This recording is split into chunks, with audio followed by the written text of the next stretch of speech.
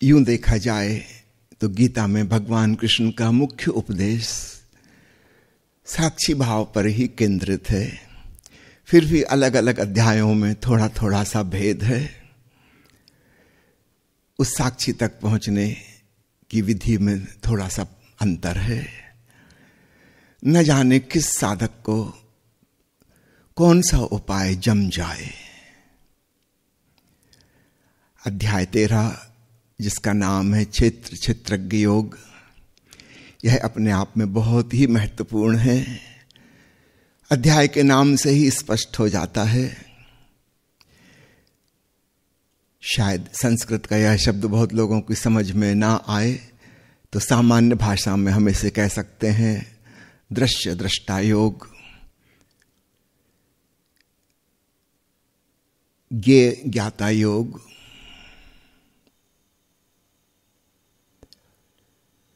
अंग्रेजी में और भी अच्छा है, बड़ा सरल होगा समझना।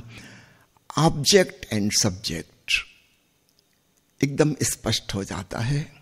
एक ऑब्जेक्टिव वर्ल्ड है जो भी हम जान रहे हैं, और अंग्रेजी का ऑब्जेक्ट वर्ल्ड भी बड़ा अद्भुत है।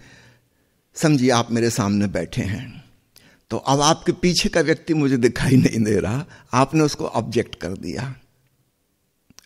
मेरी दृष्टि को आपने रोक दिया, उसके पीछे मैं नहीं देख पाऊंगा। Object is that which objects, creates a hindrance. You can't go beyond it. You can't see beyond it. That's the meaning of object. So whatever we are observing in the world by our sense organs or by scientific equipments, everything is an object. But who is knowing it? That is subject, the subjectivity, the consciousness. So this is the meaning of the name of 13th chapter of Gita, Kshetra Kshetrajna Yoga. This means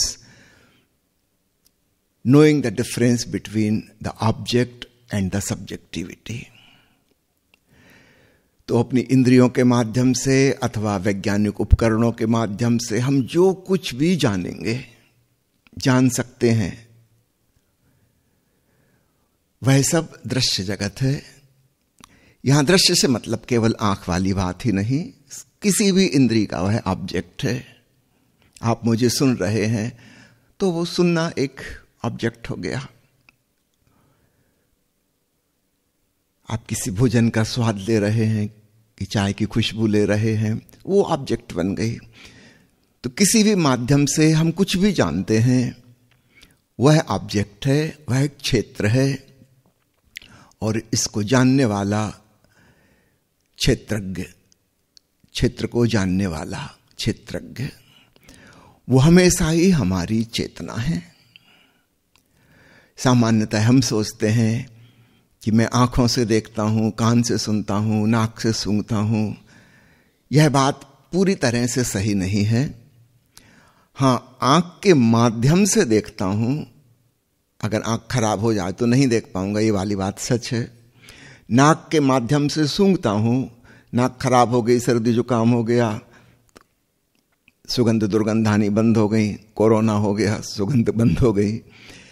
तो नाक के माध्यम से बाहर के जगत की चीजों की खुशबू हम तक पहुंच रही थी। अगर नाक बंद हो गई है, खराब हो गई है, तो वह इंफॉर्मेशन नहीं पहुंचेगी।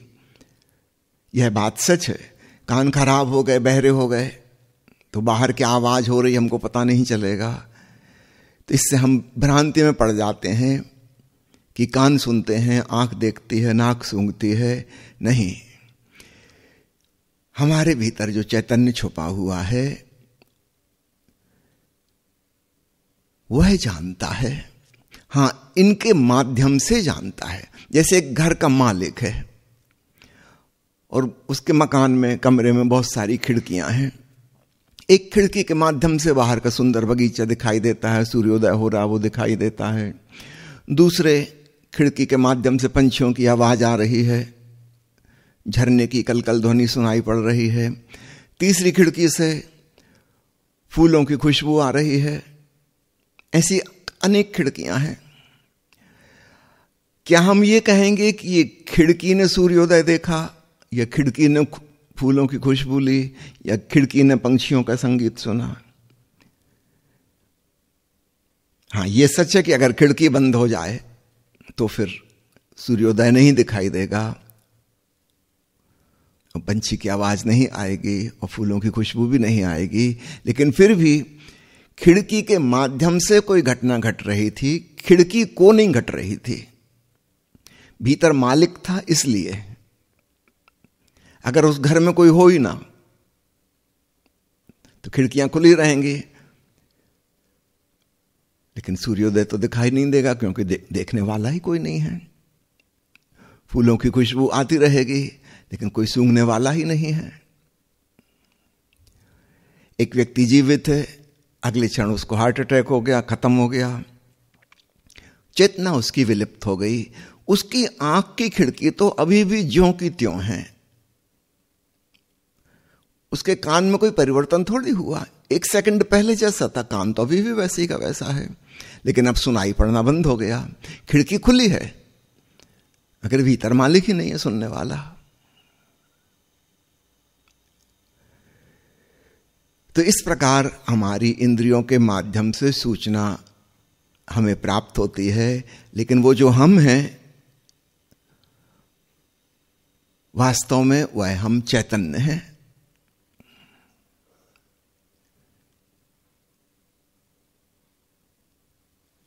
इंद्रियों से प्राप्त जानकारी निश्चित रूप से इंद्रियों का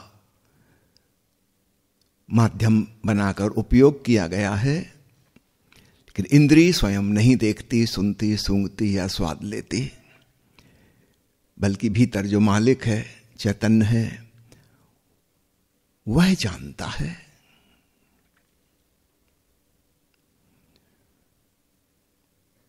इस बात को खूब अच्छे से स्मरण रखना, फिर क्षेत्रज्ञ का एहसास तुरंत होने लगता है।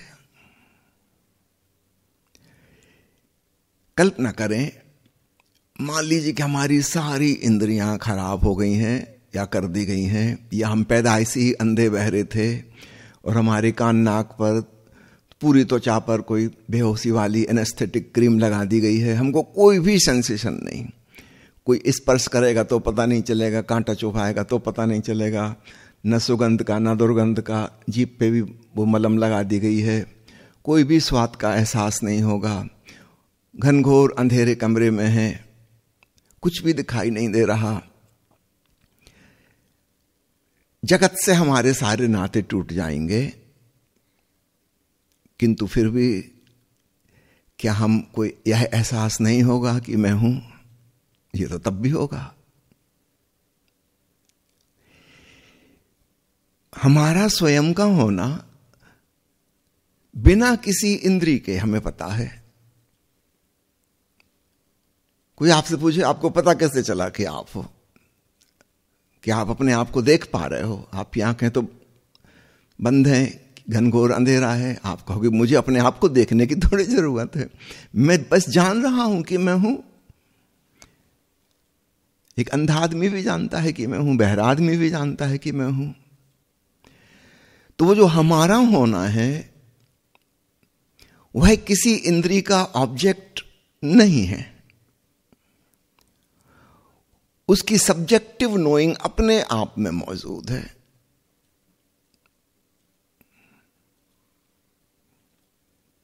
कई लोग सोचते हैं कि विज्ञान उन्नति करता जा रहा है और कभी न कभी ऐसा दिन जरूर आएगा कि वैज्ञानिक ऐसी मशीन बना लेंगे जिसके द्वारा आत्मा परमात्मा को जाना जा सकेगा। नहीं, ऐसा दिन कभी नहीं आएगा, क्योंकि विज्ञान जो उपकरण बना रहा है वे हमारी ही इंद्रियों के विस्तार हैं, फैलाव हैं। हमारी आंख का लेंस छोटा सा है, थोड़ी दूर तक देख पाता था। दूरबीन का लेंस बहुत बड़ा है, दूर गैलेक्सी को देख लेता है। माइक्रोस्कोप का लेंस अति सूक्ष्म को देख लेता है जिसको हमारी आंख नहीं देख सकती, लेकिन है वो लेंस ही जैसा आंख में है, उसी का बड़ा रूप है। तो विज्ञान जो भी जानेगा वह ऑब्जेक्टिव वर्ल्ड का हिस्सा होगा। वो वैज्ञानिक के भीतर जो छुपा है, जो दूरबीन के माध्यम से देख रहा था, वो उसको नहीं देख सकता। वो तो देखने वाला है, दृष्टा है। कई बार लोग मेरे पास आ जाते हैं कि आत्मा का दर्शन करना है, बड़ी मुश्किल का सवाल हो जाता है आत्मा का दर्शन। आत्मा दृष्टा है, ये उसका स्वभाव है, वह साक्षी है। तो दृष्टा का कैसे दर्शन करोगे? तुम तो खुद ही देखने वाले हो। बाकी सब कुछ देख सकते हो, किंतु दृष्टा को नहीं देख सकते।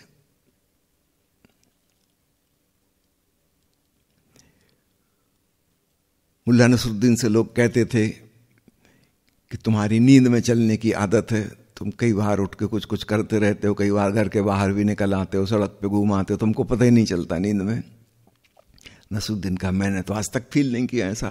खैर, आप लोग कह रहे हैं तो मैं आज इंतजाम करके सोता हूँ, अलार्म भर के सोता हूँ, देखता हूँ कि क्या मैं वास्तव में नींद में उठ के कुछ करता हूँ। अलार्म भर के 2 बजे रात का उठा, उसने खिड़की से बाहर झांक के देखा कि कहीं दिख रहा है क्या नसरुद्दीन, कहीं नहीं दिखा। ऊपर छत पे गया, चारों तरफ चक्कर लगा के देखा कि शायद कहीं किसी गली कूचे में घूम रहा हो, कहीं भी नहीं था।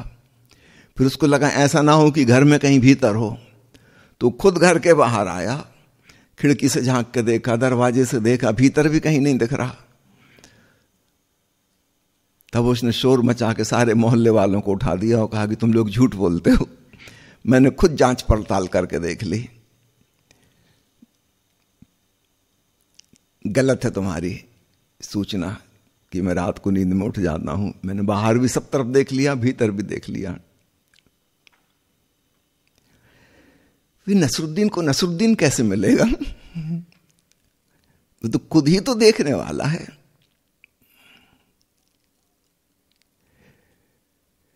तो आत्मा का स्वभाव ही दृष्टा है, क्षेत्रज्ञ है।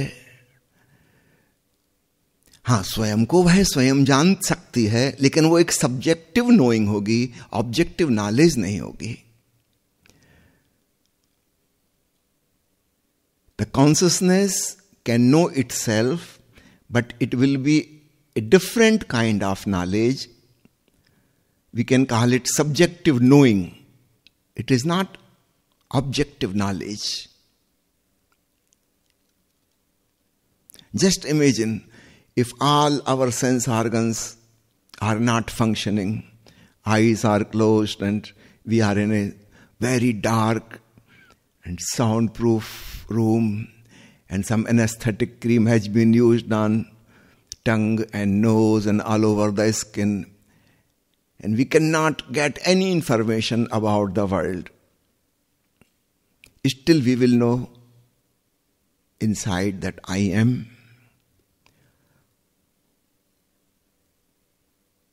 I do not need any sense organs to know myself.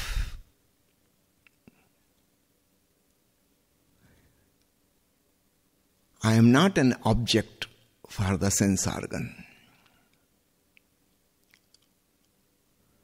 I am subjectivity. I know myself directly. All other objects I know through the sense organs. But I know myself without any sense organ.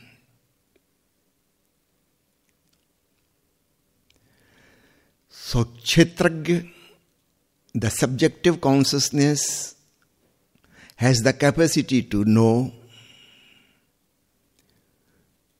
through the sense organs. It knows the outside world, and without sense organs, it knows itself.